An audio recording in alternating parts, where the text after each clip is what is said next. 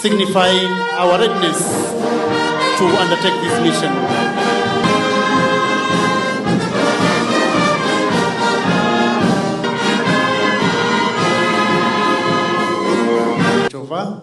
Signifying that continuity will always be there, irrespective of the odds, of the challenges facing us ahead.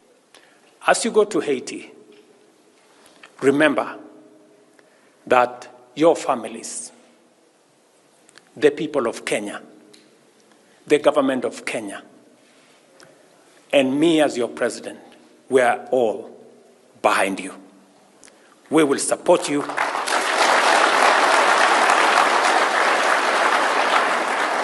We will pray for you, and we will do everything possible for you to succeed in this mission, because we are a nation that believes in the rule of law.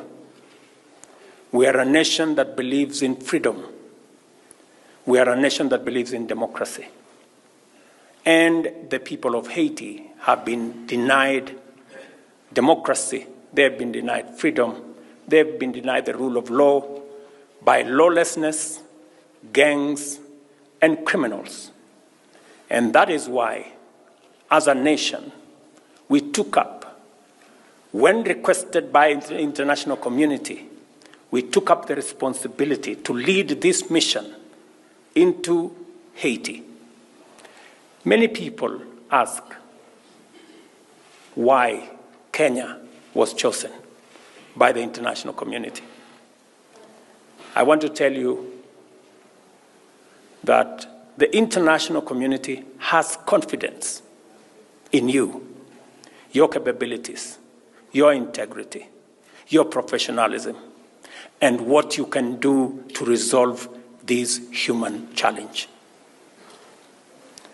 I want to ask you not to let their faith in you, their confidence in you, don't let them down. And I am equally confident that the international community has chosen Kenya to take up this responsibility because